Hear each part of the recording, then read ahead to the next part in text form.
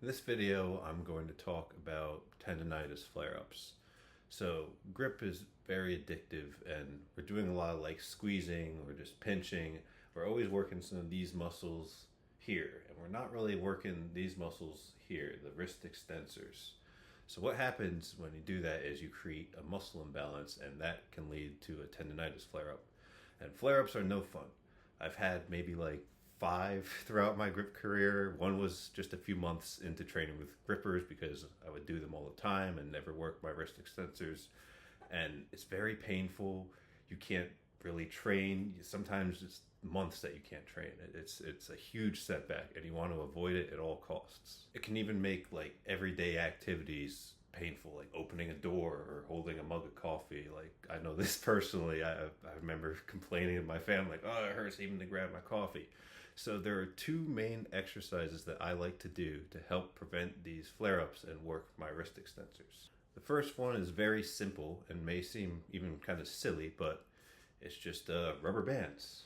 These are the fancy Iron Mind ones, but they're really overpriced, and you could really just get normal cheap rubber bands and just use multiple ones. I just have them. I don't even know why, honestly, but you know they have different thicknesses, so it just makes it easier, I guess. But it's really not that much more difficult to put on normal rubber bands. But all you're really doing is putting them on the tips of your fingers and opening your hand as much as you can. And I usually like to hold it for a little bit. And I like to have my arm extended as much as possible. My arms don't straighten, so that's why it doesn't look like my arm is that straight.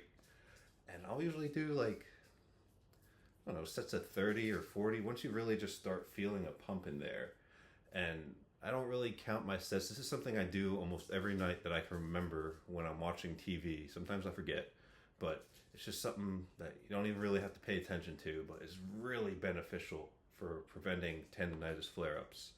And you can also mess around with how you're doing it. Like, you can, rather than just doing like this, you can have your hand closed and then try to go back and forth. There's just all different ways that you can mess around, get that blood pumping, feel that burn in your extensors. And I'm telling you, it's very helpful for preventing tendonitis flare-up. You don't want one of those, trust me. The other exercise I do is just reverse curls. I prefer to use an easy curl bar. You can use a straight bar. I mean, you could probably even use dumbbells if you wanted, but I like to use a very lightweight. I go for like sets of 20. Just same with the rubber bands. You kind of want just to get that blood pumping in there and really feel that burn in there. And I do those usually 2 to 3 times a week. I try to remember to keep up with them. Sometimes I forget, and then I'll start to get a little sore. I'm like, oh, better get on that. So, yeah, I would highly recommend doing these reverse curls. And you don't have to do a bunch of sets of them. I'll do 3 sets per session. So it's really not that much, but it really helps you a lot for preventing tendonitis flare-ups.